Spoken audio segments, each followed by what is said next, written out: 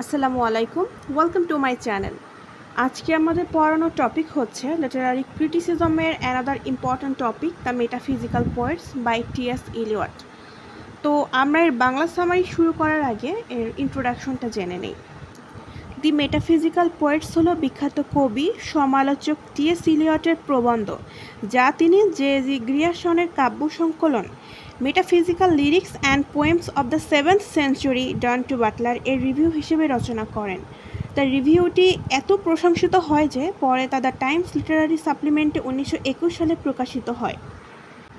প্রবন্ধটির ব্যাপক জনপ্রিয়তার জন্য এটিকে ক্রিটিক্যাল ডকুমেন্ট ও ল্যান্ডমার্ক হিসেবে মানা হয়। মূলত তার দ্য মেটাফিজিক্যাল পোয়েটস সমালোচনামূলক লেখনীতে আলোড়ন সৃষ্টি করে। এই প্রবন্ধটির কারণে মেটাফিজিক্যাল পোয়েটসদের উপর নতুন একটা আলোকপাত করা হয়। ইলিয়টের মতে দীর্ঘ সময় ধরে ডান ও তার অনুসারীরা হেয় প্রতিপন্ন হয়েছিল, তাই সে চেষ্টা করেছে তাদেরকে যথাযথ সম্মান ও তাদের কাব্যিক গুণাগুণ, যে পোয়েটিক কোয়ালিটি, বিশ্ব সাহিত্যকে তুলে ধরেছেন তিনি।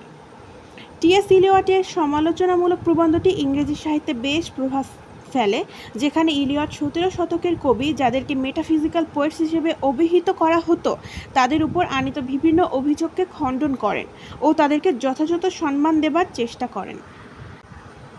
এই প্রবন্ধের মাধ্যমে ইলিয়ট মেটাফিজিক্যাল পোয়েটসদের পুনর্মূল্যায়ন করে, যা তারা দীর্ঘ সময় ধরে পায়নি। তিনি প্রমাণ করেন তারা খেয়ালি, উদ্ভট কিংবা কল্পনাপ্রবণ ছিলেন না, বরং প্রতিভাবান ও পরিপক্ক ছিলেন। তারা ইংরেজি কবিতাকে মেইন ধারা থেকে সরিয়ে নেয়নি, বরং তার ধারাবাহিকতা রক্ষা করেছেন। জনসন বলেছেন, মেটাফিজিক্যাল পোয়েট্রি খুবই বিশ্লেষণধর্মী কবিতা, যাকে ইলিয়ট নিজেও সাপোর্ট করেছেন। ইলিয়টের মতে মেটাফিজিক্যাল পোয়েটসদের মধ্যে যে বৈশিষ্ট্য পাওয়া যায় তা তাদের আগের যুগের লেখকদের মধ্যেও পাওয়া যায়, তাই তাদেরকে আলাদা করে নতুন কোনো গ্রুপ বা স্কুলের অন্তর্ভুক্ত করা লাগবে না। স্যামুয়েল জনসন সর্বপ্রথম ডান ও তার অনুসারীদের মেটাফিজিক্যাল পোয়েটস বলে অভিহিত করেন ও ডানকে এই গ্রুপের অগ্রদূত বলা হয় আর কি। মেটাফিজিক্যাল পোয়েটসদের মধ্যে রয়েছেন John Donne, Andrew Marvell, George Herbert, Abraham Cowley, Richard Crashaw, John Cleveland, এরকম। প্রবন্ধের শুরুতে ইলিয়ট সর্বপ্রথম মেটাফিজিক্যাল পোয়েটসদের বৈশিষ্ট্য নিয়ে আলোচনা করেন। তাদের বৈশিষ্ট্য আলোচনা করতে গিয়ে ইলিয়ট সর্বপ্রথম তাদের ব্যবহৃত সিমিলি, মেটাফোর ও কনসিটের কথা বলেছেন। তো কনসিট হচ্ছে, আমরা বুঝি যে দূরবর্তী কোনো জিনিসকে হচ্ছে তুলনা করা। তো কনসিটের মাধ্যমে তারা দূরবর্তী বিভিন্ন দুটি জিনিসের মধ্যে তুলনা করেছেন। কনসিটের ব্যবহার বেশি পরিলক্ষিত হয় জন ডান এবং কাউলে এর কবিতায়, কিন্তু ইলিয়ট বলেন কাউলে থেকে ডান কনসিট ব্যবহারে বেশি সফল ছিলেন। তো সে সংক্ষিপ্ত শব্দ ও তাৎক্ষণিক তুলনা করতে খুব পটুও ছিলেন। এই প্রসঙ্গে ইলিয়ট ডানের রেলিক নামক কবিতা থেকে একটি উদাহরণ তুলে ধরেন, যেমন bracelet of bright hair about the bone. এইখানে কবি ডান বনকে ব্রাইট হেয়ারের সাথে সুন্দরভাবে তুলনা করে নিজের মনের ভাব প্রকাশ করেছেন, যদিও বন অ্যান্ড ব্রাইট হেয়ার একেবারে আলাদা জিনিস। তাদের এই ভিন্নধর্মী জিনিসের মধ্যে তুলনাকে টেলিস্কোপিং মেথড বলা হয়। টেলিস্কোপ যেমন দূরবর্তী বিভিন্ন জিনিসকে আমাদের দেখতে সাহায্য করে, তেমনি টেলিস্কোপিং মেথডের সাহায্যেও দূরবর্তী বিভিন্ন জিনিসের মধ্যে তুলনা করা যায়। ইলিয়টের মতে মেটাফিজিক্যাল পোয়েট্রি বলতে ঠিক কীরকম কবিতাকে বোঝায় তা সংজ্ঞায়িত করা যেমন কঠিন একটা কাজ, ঠিক তেমনি কোন কবিরা তাদের কোন কবিতায় ছিলেন মেটাফিজিক্যাল তা নির্ণয় করা আরও বেশি কঠিন কাজ। শুধু মেটাফোর, সিমিলি অথবা কনসিপ্ট ব্যবহারের ভিত্তিতেই কবিদের আলাদা হিসেবে চিহ্নিত করা যায় না, কারণ রচনাশৈলীর বৈশিষ্ট্য হিসেবে সব যুগের কবিরাই এসব ব্যবহার করতেন। সুতরাং শুধু এসবের মেটাফোর, সিমিলি, কনসিট এই ব্যবহারের ভিত্তিতেই যে তাদেরকে আমরা বিশেষ কবিগোষ্ঠী হিসেবে চিহ্নিত করব তা কিন্তু আসলে কঠিন। ইলিয়ট পরে বলে, দুটি ভিন্নধর্মী জিনিসের মধ্যে তুলনার যে ব্যাপারটা তা কিন্তু শুধু জন ডানের অনুসারীরা করেনি, বরং তাদের পূর্ববর্তী লেখক যেমন শেক্সপিয়ার, ওয়েবস্টার ইত্যাদি যেসব কবিতা লেখক বা কবি রয়েছেন এলিজাবেথান যুগে, তারাও কিন্তু তাদের তুলনাগুলো ততটা সুন্দরভাবে প্রকাশ করতে পারেননি যতটা মেটাফিজিক্যাল পোয়েটসদের কবিতার মধ্যে প্রকাশ পেয়েছে। স্যামুয়েল জনসন মেটাফিজিক্যাল পোয়েটসদের উপর অভিযোগ আনেন যে the most heterogeneous ideas are yoked by violence together, অর্থাৎ জনসনের মতে মেটাফিজিক্যাল পোয়েটসরা তাদের কবিতার জোরপূর্বক দুটি জিনিসকে একত্রিত করার চেষ্টা করে, যা তার মতে মেটাফিজিক্যাল পোয়েটসদের ত্রুটি। কিন্তু স্যামুয়েল জনসন মেটাফিজিক্যাল কবিদের একটা আলাদা শ্রেণীতে অন্তর্ভুক্ত করেছেন এবং তাদের ত্রুটির ভিত্তিতে তাদেরকে ভুলভাবে সংজ্ঞায়িত করেছেন।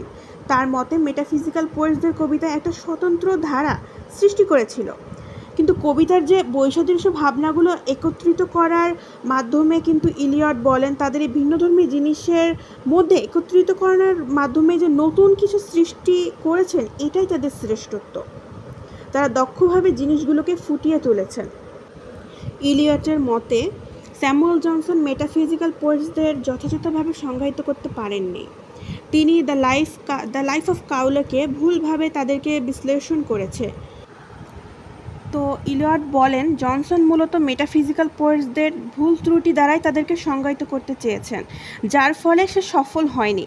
ইলিয়ট আরও বলেন দুটি ভিন্নধর্মী জিনিসের মধ্যে তুলনার যে প্রবণতা মেটাফিজিক্যাল পোয়েটসদের মধ্যে দেখা যায়, সেটা কিন্তু এই প্রবণতা আবার জনসন নিজেও এর মুক্ত ছিলেন না। এই প্রসঙ্গে ইলিয়ট জনসনের the vanity of human wishes বইয়ের কথা উল্লেখ করেন, যেখানে তিনি মেটাফিজিক্যাল পোয়েটসদের নিয়ে সমালোচনা করেছেন। তিনি কিন্তু নিজেও এর মুক্ত ছিলেন না। তাই মেটাফিজিক্যাল পোয়েটসদের উপর আনিত যে অভিযোগগুলো সেগুলো গ্রহণযোগ্য নয়। ইলিয়ট বলেন এটা নতুন কোনো বৈশিষ্ট্য নয়, বরং তা আগের যুগেরগুলোতেও ছিল। তো এই ক্ষেত্রে আমরা বলতে পারি যে সপ্তদশ শতকের এই কবিরা ছিলেন তাদের যে পূর্ববর্তী শতকের প্রত্যক্ষ ও স্বাভাবিক ধারা অনুসারী। ইলিয়ট উদাহরণ দিয়ে দেখিয়েছেন যে মেটাফিজিক্যাল কবিদের লেখার বৈশিষ্ট্য তাদের পূর্ববর্তী শতকের কবিদের সাথে সাদৃশ্য রয়েছে অথবা মিল আছে। তারপর ইলিয়ট দুটি টার্মের কথা উল্লেখ করেন, একটা হচ্ছে ইউনিফিকেশন অফ সেন্সিবিলিটি এবং অন্যটি হচ্ছে dissociation of sensibility. Unification of sensibility বলতে আমরা বুঝি যে থট এবং ফিলিংসের সংমিশ্রণ, যা মেটাফিজিক্যাল পোয়েটসরা সুন্দরভাবে প্রকাশ করতে সক্ষম হয়েছিল। বিশেষ করে এই ক্ষমতাটা ডানের মধ্যে বেশি দেখা যায়। এই টার্ম দ্বারা ইলিয়ট বোঝাতে চেয়েছেন যে কবিতায় শুধু থট কিংবা ফিলিং ছিল না, বরং থট ফিলিং দুটি সুন্দরভাবে ফুটিয়ে তোলা হয়েছে। এই বিষয়টা এলিজাবেথিয়ান যুগ আর জ্যাকোবিয়ান যুগ এই দুটোতেই ছিল, কিন্তু তাদের মধ্যে ডান সবচেয়ে বেশি সফলভাবে ব্যবহার করতে পেরেছেন। এই প্রসঙ্গে ইলিয়ট ডানের বিখ্যাত কবিতা এ ভ্যালেডিকশন ফরবিডিং মার্নিং এর কথা উল্লেখ করেন, যেখানে ডান দুজন প্রেমিক প্রেমিকাকে কম্পাসের জোড়ার সাথে তুলনা করেছেন। কিন্তু ইলিয়ট বলেন যে মেটাফিজিক্যাল পোয়েটসদের পূর্ববর্তী যুগের কবিরা তাদের এই ধারা ধরে রাখতে পারেননি। তাদের লেখায় যেমন থট ছিল কিংবা ফিলিং ছিল, এই দুয়ের সংমিশ্রণ কখনোই তাদের কবিতার মধ্যে পরিলক্ষিত ছিল না। তাই এই যুগে ডিসোসিয়েশন অফ সেন্সিবিলিটি চলে আসে।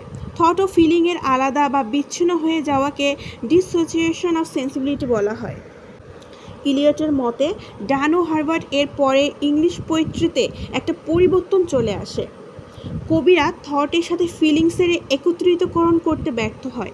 মূল কথা হচ্ছে যে ইউনিফিকেশন অফ সেন্সিবিলিটি হারিয়ে যায় আর ডিসোসিয়েশন অফ সেন্সিবিলিটি এর জায়গা দখল করে নেয়। ডিসোসিয়েশন অফ সেন্সিবিলিটি 17 শতকের সাহিত্যে আসে, কিন্তু তা ক্রমবিকশিত হতে পারেনি, কারণ মিল্টন ও ড্রাইডন দ্বারা। তাদের প্রভাবের ফলে ডিসোসিয়েশন অফ সেন্সিবিলিটি বেশ শতক ধরে বিরাজমান থাকে, কিন্তু মিল্টন ও ড্রাইডন তাদের সাহিত্যকর্মে ভাষার এত সৌন্দর্য বাড়িয়ে তুলিয়েছিলেন যে তাদের মধ্যে সোল দিতেই ভুলে গেছে। মোট কথা তাদের ভাষা খুবই মার্জিত ছিল, কিন্তু অনুভূতি ছিল না। ইলিয়ট বলে এলিজাবেথিয়ান যুগেও ইউনিফিকেশন অফ সেন্সিবিলিটি এর প্রভাব দেখা যায়, কিন্তু ভিক্টোরিয়ান ও রোমান্টিক যুগে এর অভাব পরিলক্ষিত হয়। সো আমরা এখানে দেখি যে এই যে মেইন যে important topic unification of sensibility, এটা আমরা এলিজাবেথিয়ান যুগে খুব দেখি, কিন্তু ভিক্টোরিয়ান আর রোমান্টিক যুগে এসে এটার অভাবটা দেখতে পাই, মানে এটার সেরকম কোনো চিহ্ন দেখতে পাই না। সো ইলিয়ট মেটাফিজিক্যাল পোয়েটসদেরকে পরবর্তী যুগ, বিশেষ করে 18 ও 19 শতকের সাথে তুলনা করতে গিয়ে তিনি ভিক্টোরিয়ান যুগে দুজন প্রধান কবির কথা উল্লেখ করেন। তাদের মধ্যে রয়েছে টেনিসন ও ব্রাউনিং। টেনিসন ও ব্রাউনিং যারা চিন্তা করতে পারতো কিন্তু অনুভব করতে পারতো না, তারা মেটাফিজিক্যাল পোয়েটসদের মতো লেখার চেষ্টা করেছেন কিন্তু পারেননি।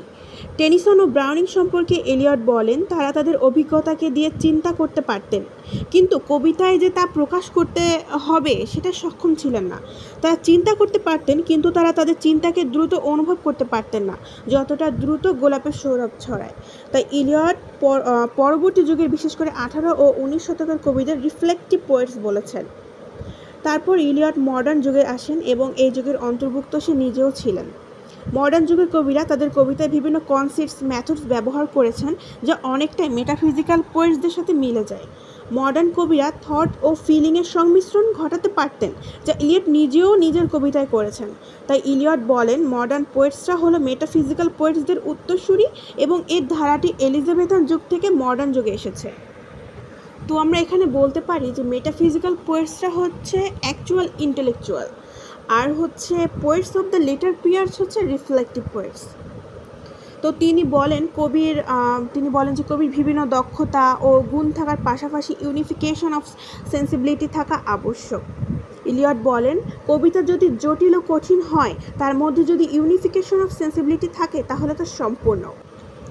মেটাফিজিক্যাল ও মডার্ন কবিদের মধ্যে এই জটিলতা আছে, সেটা সম্পূর্ণতা ও পরিপক্কতাও। ইউনিফিকেশন অফ সেন্সিবিলিটিকে ইলিয়ট কবিতার মধ্যে একটি আবশ্যক গুণ বলে মনে করেন, যা ছাড়া কবিতা অসম্পূর্ণ। ইলিয়ট বলেন, 17 শতকের মধ্যে এত সাহিত্যের ধারা বজায় না থাকার কারণে মেটাফিজিক্যাল পোয়েটসদের এত সুন্দরভাবে তাদের কাব্যিক গুণাবলী ফুটে উঠেছে। তো এটা ছিল আমাদের the metaphysical poets by T S. ইলিয়টের বাংলা সামারি। আশা করি তোমরা অনেক ইম্পর্টেন্ট ইনফরমেশন পেয়েছো এবং উপকৃত হবা। তো চিলড্রেন, টেক কেয়ার, আল্লাহ হাফেজ।